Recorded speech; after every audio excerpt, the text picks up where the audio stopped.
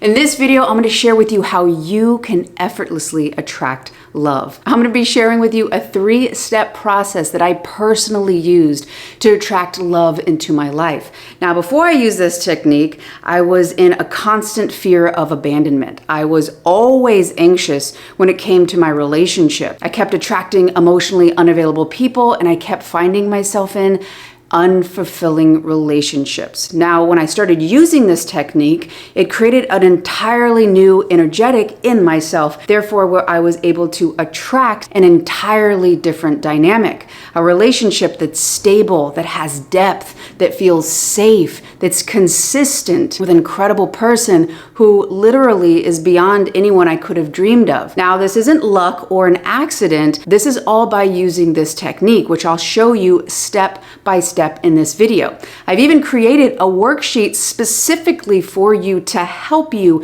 get the most out of this video, but a little bit more on that worksheet later. Now, by the time you're 35 years old, 95% of your life is run by your subconscious programs. This means that you aren't seeing the opportunities for love as they are, you're seeing them through the filters of your past experiences. Now, most of those filters were created in your early childhood experiences, and unless you bring them to your conscious awareness, which we're doing in this video, they'll stay stuck and run your life. And this is exactly what was happening to me before. No matter how hard I tried, no matter what I did, the same patterns continued to emerge. Now, I didn't realize it at the time, but my subconscious was actually blocking my senses to opportunities, to situations, to experiences that I was actually consciously desiring, because those experiences I desired were outside my belief system. And all it allowed in was continued experiences of what was familiar, even though that was an emotional hell for me at the time. These patterns will continue to replay and repeat, and that can lead you to think that that is you, that those experiences and that treatment from people is a reflection of your worth, which will only strengthen those limiting beliefs that you're not good enough, that you're not worthy, that you're not lovable. So how can you break free? It's through what I call applied awareness. Now, this was not the big aha moment that I thought I was looking for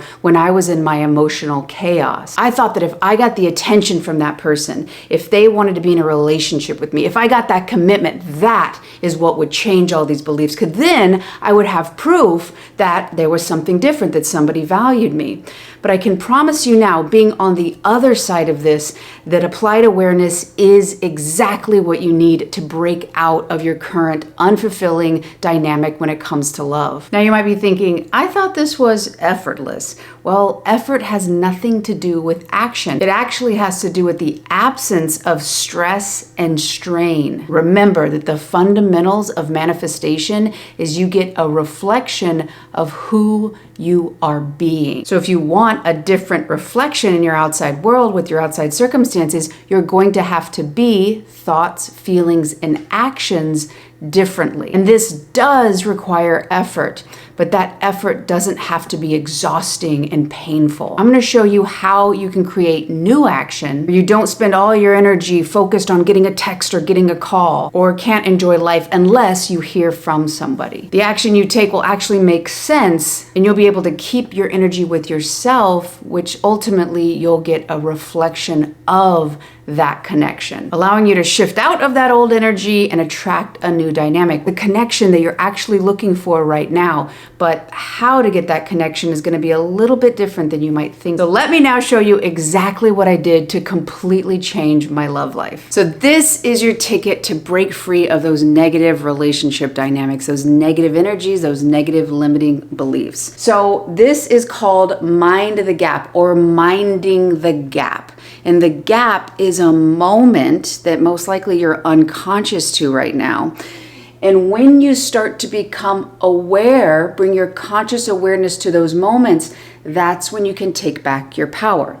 And if you are unconscious to this, if you're not minding the gap, which I did for all of my life, then you put a story by default. That's where those limiting beliefs are. You say, okay, this is why that's happening. Now, what that causes you to do is then create that old story, that old dynamic, which is created from the past.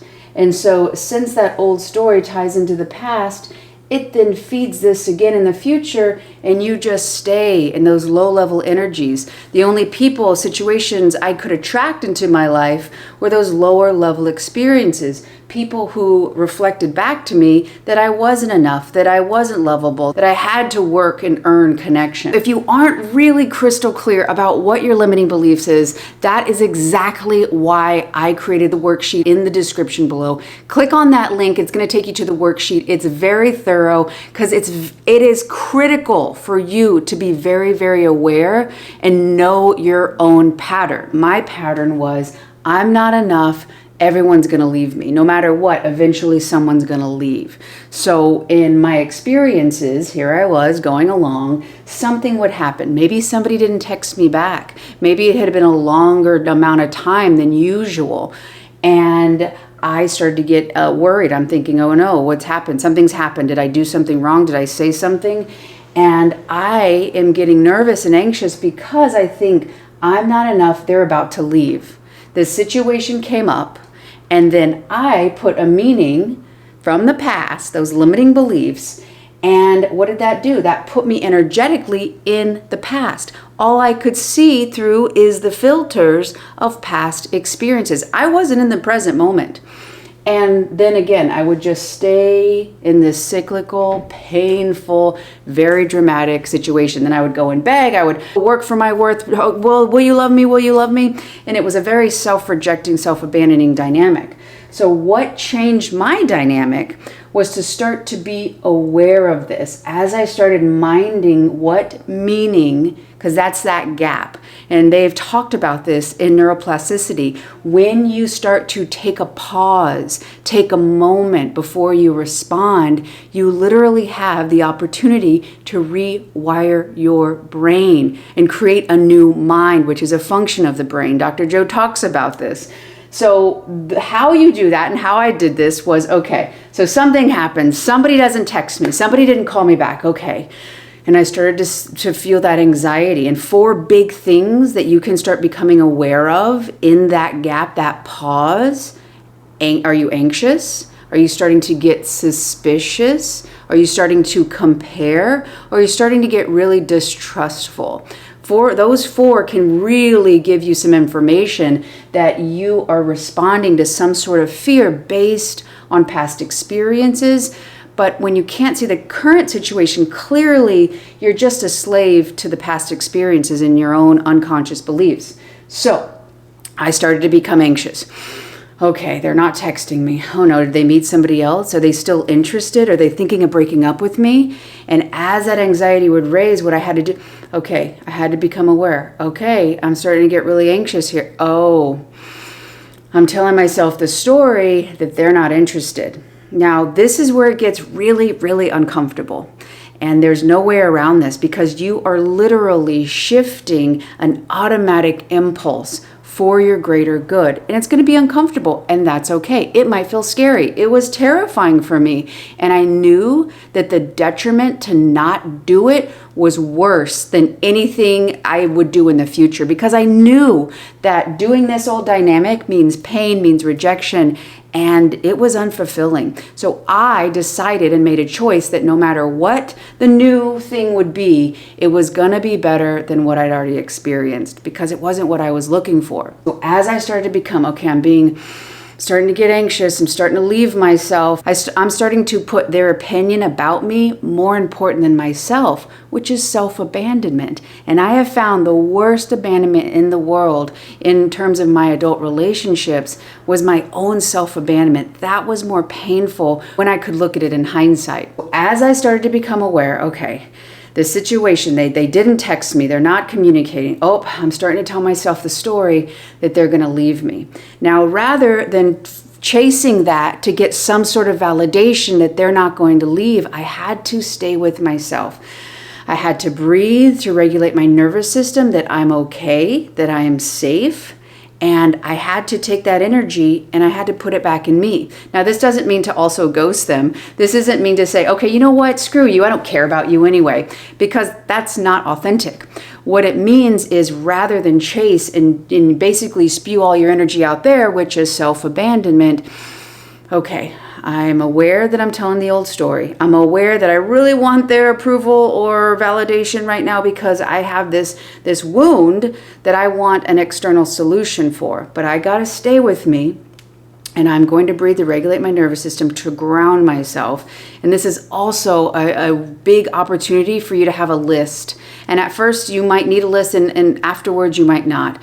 But for me, it was, okay, let me go create something. Let me go make something with my hands, or I'm going to go move my body. I'm going to go for a walk. Walks are so easy to do, but they're massive because when you're walking or running, your eyes go side to side, and there's some sort of mechanism that actually directly competes with your amygdala.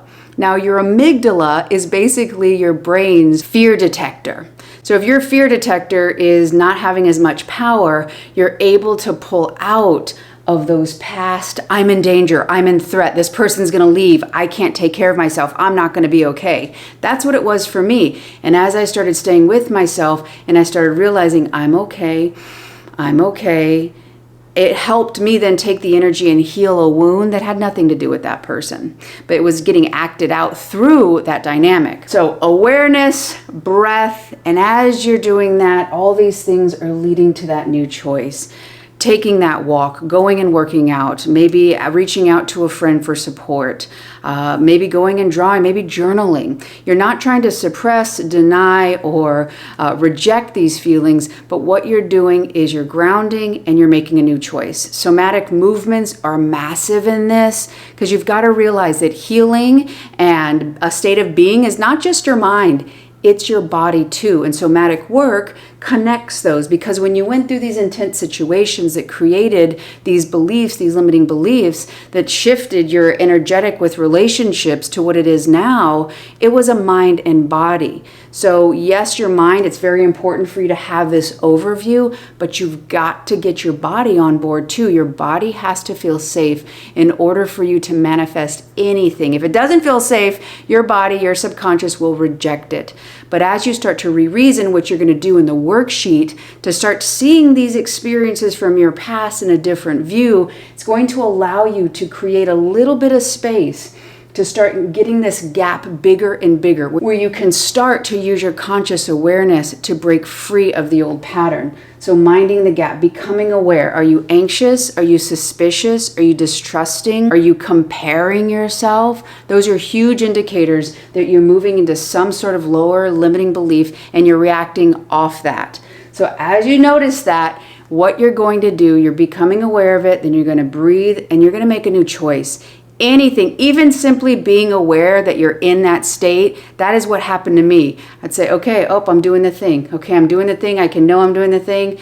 And eventually it got to where I could make that new choice and I could step away. And over and over and over, I made these new choices, and those new choices completely shifted my energy. And what I realized is that before this, all my energy was going to the other person. So I was literally self-rejecting, and I kept getting a reflection of my own emotional unavailability to myself. This emptiness that I couldn't quite connect to was actually showing me, because I became so obsessed with the other person, I forgot about me.